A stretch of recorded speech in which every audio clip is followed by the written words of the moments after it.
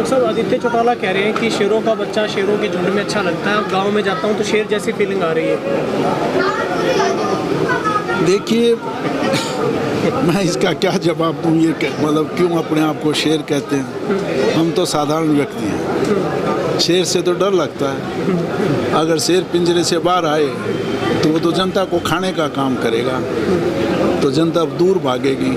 साधारण व्यक्ति के पास जनता आएगी, अपना काम ले गया है कि शेर के पास कौन जाएगा काम करने के लिए? तो ये तो उनकी अपनी फीलिंग, जो अंदर की फीलिंग है वो बयान अपने आप दर्शाता है। तो जो वो उनकी सोच है, हम शेर नहीं बनना चाहते, हम तो सेवक बनना चाहते हैं। फ़र्क इतना ही, वो शेर है, हम सेवक हैं। देखिए, कुछ लोगों ने राजनीति को धंधा बना रखा है और वो चाहते हैं, वो सुबह शाम भगवान से, वाहेगुरु से, अल्लाह से यही अरदास करते हैं कि कहीं हंग असेंबली आ जाए, त्रिशंक विधानसभा आ जाए और हमारा सीटा सिक जाए, हमारा जोटा लग जाए। पर हरियाणा जिस तरीके से अमित ने कहा, सवाल हमारा जीतने का नहीं है, जनता का जागरूक होने का। विश्राम भी करने लगे हैं तो रात को गांव में ठहरा करेंगे, लोगों के बीच में रात बिताएंगे। चलो बहुत अच्छा, कुछ ना कुछ नई शुरुआत की हमने। जो मेहनत की, प्रयास किया, जो लोग राजा रजवाड़ों के घर से थे वो कम से कम आम आदमी के बीच आने का तो काम किया ना। तो इस बात के लिए मेरे को आपको धन्यवाद करना चाहिए, हमारी राजनीति को, कि राजा रजवाड़ों के लोग जो इससे पहले जिनके दरवाजे नहीं खुला करते थे, आम जनता के लिए दरवाजे नहीं खुला करते थे, वो कम से कम आम आदमी के बीच जाने का काम करें। यही मैं चाहता था। इसी का नाम है शराफत की राजनीति, यही मैं चाहता था। पर ये है, वो मन से कर रहे हैं या ड्रामा वोट के लिए कर रहे हैं, ये पहले आप उनसे पूछना कि ये परमानेंट कर रहे हो या सिर्फ वोट के लिए कर रहे हो। पर मैं मान नहीं सकता है आदत बदलती हो, आदत नहीं बदला करती। ये सिर्फ बहकावा और दिखावा है, जनता को गुमराह करने के लिए वोट की राजनीति कर रहे हैं, सिर्फ वोट हथियाने के लिए इसलिए काम कर रहे हैं। और जब चुनाव हार जाएंगे ना, फिर 6 महीने कहीं लंदन और स्विट्ज़रलैंड में आराम करने मिलेंगे आपको, यहाँ किसी के घर नहीं मिलेंगे। दूसरा क्या सवाल था? मैं भी दूसरा वो कह रहे हैं कि ससुराल में बैठे रहे। नहीं, वो उसका मैंने बयान देते, उसका मैं इस तरह की बयान, जमीन पे नहीं उतरे, जमीन पे नहीं उतरे, आप जमीन पे नहीं उतरे। मैं अगर ज़मीन पे नहीं उतरा तो हरियाणा में कोई आदमी का, ये मेरे इतने हज़ारों साथी खड़े हैं, मेरा ज़मीन यहाँ डवाड़ी नहीं, मैं तो ज़मीन पे रानिया भी उतरता हूँ, मैं तो इलाहाबाद भी उतरता हूँ, मैं तो यहाँ तक कि रतिया और टोहाना तक भी जाता हूँ। अगर ना जाता होता, ज़मीन पे ना उतरा होता, तो ये रानिया के मेरे साथी, इलाहाबाद के मेरे साथी, सरसा हल्के के मेरे साथी यहाँ क्यों आते? इनके दुख सुख का साथी मैं ज़मीन पे, तो उनको मैंने उतारा है। वो पैरा ट्रूपर थे, अब मेरे जब चुनाव लड़ने के बाद अब वो ज़मीन पे उतरने लगे हैं। मैं तो सदा, अगर मैं ज़मीन पे ना उतरा होता तो यहाँ कांग्रेस को पहले 16,000 20,000 वोट मिला करते थे, तो वही कांग्रेस आज 74,000 वोट पे पहुँची है। कोई ना कोई तो कारण होगा। मैंने फिर भी उनसे राय दूँगा, मेरे पोते हैं, मुद्दे की राजनीति करें, टीका टिप्पणी को छोड़ें, मुद्दे की राजनीति करें, विकास की बात करें। बहस करना चाहें तो विकास और मुद्दे की राजनीति, मर्यादित भाषा में रहें। चौधरी देवीलाल जी का परिवार है। चौधरी देवीलाल जी ने हमेशा कहा था, जो लोकराज लोकलाज से चलता था, जो उनका नारा था। अगर वो ये कहते हम चौधरी देवीलाल जी के वारिस हैं, तो कम से कम जो उनके बताए हुए रास्ते पे चलने का प्रयास करें। इसका अंदाज़ा तो आपने जिस दिन का नामांकन पत्र था और रोड शो था, और मेरे ख्याल में काफ़ी 10-12 साल करीबन आपको भी पत्रकारिता में हो गए होंगे। मेरे ख्याल में आपने भी 10-12 साल के ऐसा रोड शो नहीं देखा। और जिस तरीके से उसी दिन लोगों ने ये फैसला कर दिया कि ये जो मौजूदा सरकार है, और ये एक पार्टी की नहीं है, कई पार्टियों की सरकार है, चाहे वो बीजेपी है, चाहे वो जजपा है, चाहे INLD है, ये सब लोग मिले हुए हैं, अंदर खाने मिले हुए, कभी पर्दे के आगे, कभी पर्दे के पीछे। और इनकी सब तीनों पार्टियों की जो सब मिली जुली ये सरकार थी, उसको लोगों ने बेनकाब करके और इसको चलता करने का फैसला कर लिया है। और आज भी इस कार्यालय के छोटे से उद्घाटन पे हमने कल शाम को फैसला किया है, और उसमें आप 2 शाम को फैसला किया, सुबह हमने फ़ोन किए, उससे आप देख सकते हैं आदाद कम से कम हज़ारों की तादाद में लोग यहाँ पहुँचे हैं। इससे अंदाज़ा लग सकता है कि जनता कांग्रेस के प्रति मन बना चुकी है और हरियाणा में कांग्रेस का राज बढ़ने जा रहा है। अभी डॉक्टर साहब एक गोपाल कांडा का भी ताज़ा इंटरव्यू वायरल हो रहा है जिसमें वो जिक्र कर रहे हैं कि आने वाली सरकार भाजपा की होगी, बसपा, INLD और हलोपा सरकार के साथ जाएगी और मिलकर सरकार बनाएंगे।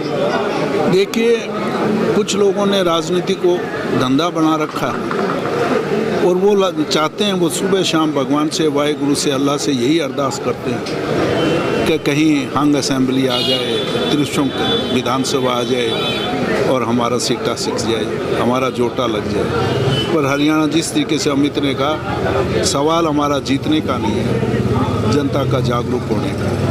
जनता जागरूक हो चुकी है और जनता ने मन बना लिया है कि हम एक बहुत ज़बरदस्त बहुमत के साथ कांग्रेस को देंगे, सत्ता में लाएंगे, जो कि पार्टी हमारी सरकार, इनके सपने साकार होने वाले नहीं।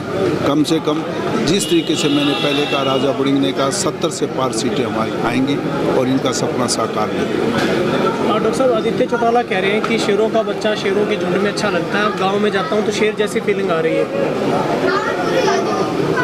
देखिए, मैं इसका क्या जवाब दूँ, ये मतलब क्यों अपने आप को शेर कहते हैं? हम तो साधारण व्यक्ति हैं। शेर से तो डर लगता है। अगर शेर पिंजरे से बाहर आए तो वो तो जनता को खाने का काम करेगा, तो जनता दूर भागेगी। साधारण व्यक्ति के पास जनता आएगी, अपना काम ले गया है कि शेर के पास कौन जाएगा काम करने के लिए? तो ये तो उनकी अपनी फीलिंग, जो अंदर की फीलिंग है, वो बयान अपने आप दर्शाता है। तो जो वो उनकी सोच है, हम शेर नहीं बनना चाहते, हम तो सेवक बनना चाहते हैं। फ़र्क इतना है, वो शेर है, हम सेवक हैं। जनता शायद शेर नहीं चुनेगी, जनता सेवक को चुनेगी।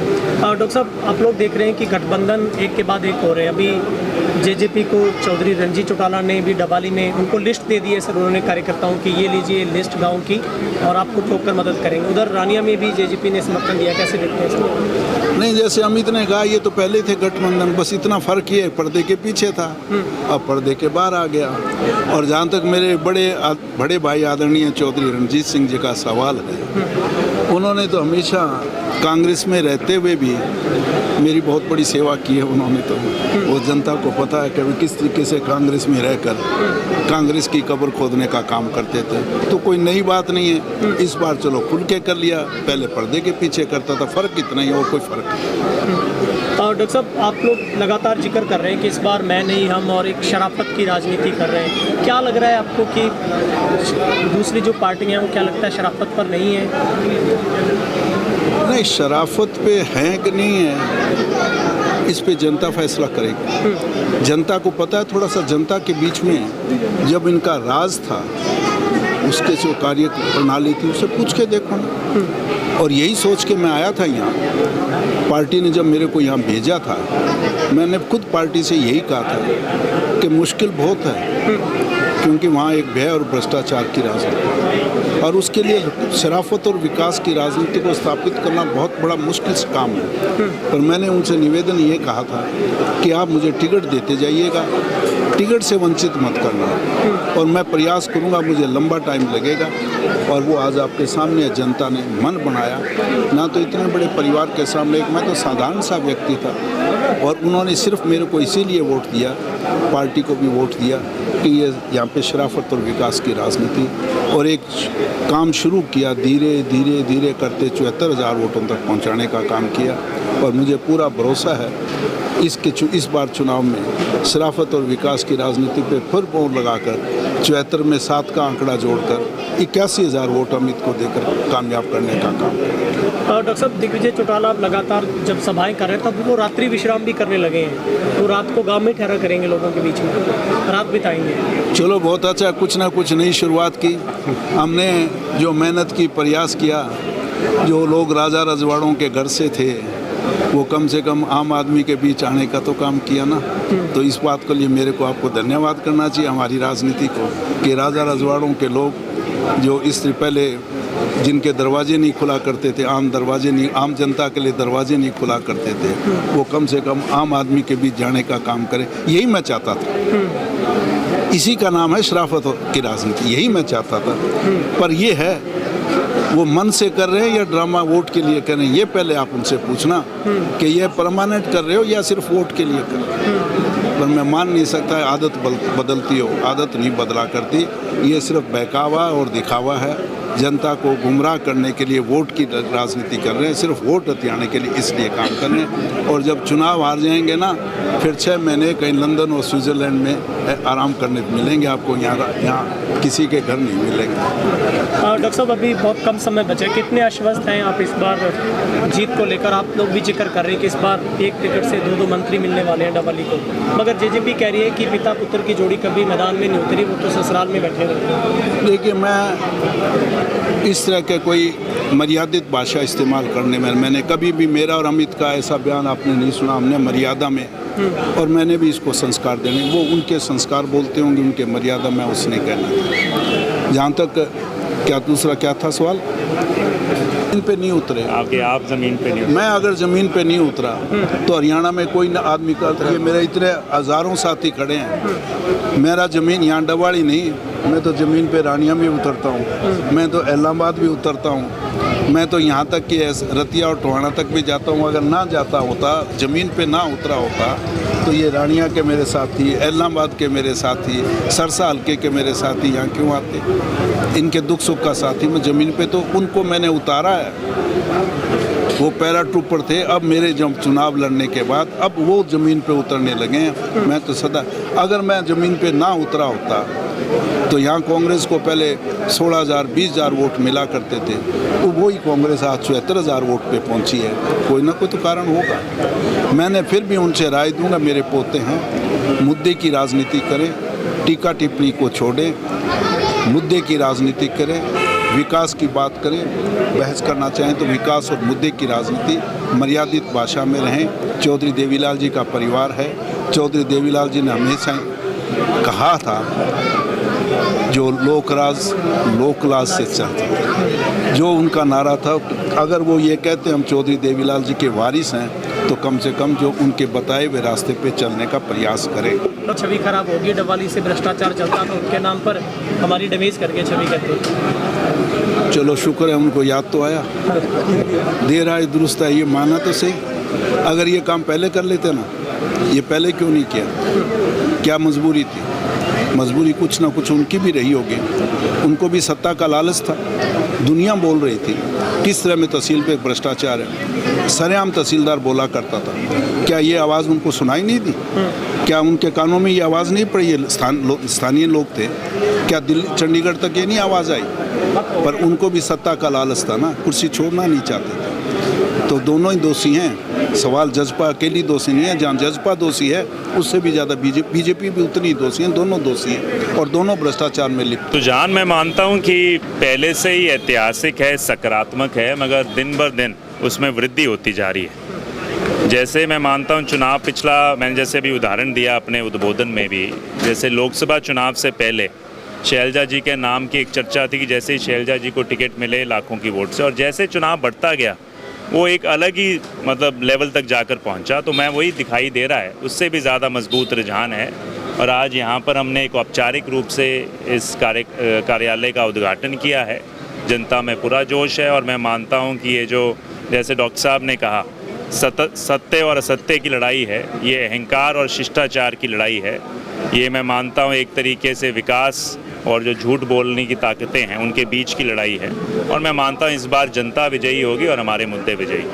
हाँ, लगातार भाई साहब देख रहे हैं कि परिवारों का मिलन हो रहा है, गठबंधन हो रहे हैं। अभी रणजीत चौटाला ने भी रानिया में जेजेपी ने वहाँ पर दिया है और यहाँ पर जेजेपी को समर्थन दे दिया उन्होंने। कैसे देखिए, पहले पर्दे के पीछे या बिल्कुल जैसे जहाँ तक रणजीत जी का सवाल है, वो पूर्णतः पहले भी भाजपा से हाथ मिलाकर उनके साथ उनके कार्यकाल में, और जब किसानों की दुर्गति थी तो यही सभी लोग थे जो देवीलाल जी के, मैं मानता हूँ सबसे दुर्भाग्यपूर्ण बात है, उसी परिवार के, उन्हीं के सुपुत्र हैं। मेरे तो आदरणीय ताऊ जी हैं, मगर उन्होंने भी उस समय भी अपनी किसानों के हक में कोई किसी तरह का भी कोई आवाज़ उठाने का काम नहीं किया, सत्ता में बैठे रहे। और वही हालात जजपा के रहे उस समय।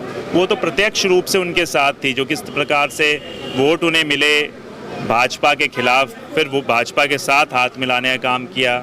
जब किसानों ने उनसे गुहार लगाई कि या तो सत्ता छोड़ो या कानून वापस करवाओ, तो दोनों से उन्होंने अपना पल्ला झाड़ कर सत्ता में बैठे रहे। तो ये उनका तो उजागर हो चुका था चेहरा, मगर जो यहाँ पर लोकदल थी, ये हमेशा से जो हमारे कांग्रेस पार्टी के नेता हमेशा ये बात कहते रहे हैं। आपको याद होगा कि जब यहाँ पे दिसंबर के महीने में पिछली बार जब हुड्डा साहब, दीपेंद्र हुड्डा जी भी आए थे, एक बड़ी मासिव रैली हुई थी, विशाल रैली थी, उसमें ये भविष्यवाणी कर कर चले गए थे कि जो जजपा के और भाजपा के बीच में अभी आने वाले समय में जो ये गठबंधन ठगबंधन था, उसको भी तोड़ने का एक समझौता हो लिया कि ताकि आने वाले समय में किस तरीके से कांग्रेस के वोटों का विभाजन करने का प्रयास किया जाए। मगर जब उसके ऊपर भाजपा ने देखा हम विफल हो लिए, क्योंकि जजपा को किसी तरीके का कोई समर्थन जनता से नहीं मिल रहा। यहाँ तक कि नायब सैनी जी ने, चाहे वो एक तरीके से उपहास करते हुए उन्होंने बयान दिया कि उन्होंने दुष्यंत जी पे बयान देते हुए कि इतने कमज़ोर हो गए कि अब ये हमारी मदद ही नहीं कर सकते, तो उन्होंने प्लान बी जो था पहले से ही उन्होंने कई सालों से चल रहा था, उसको हरकत में लेकर आए और उसके माध्यम से उन्होंने एक तरीके से अब सार्वजनिक हो चुका है कि लोकदल के साथ हाथ मिलाया हुआ।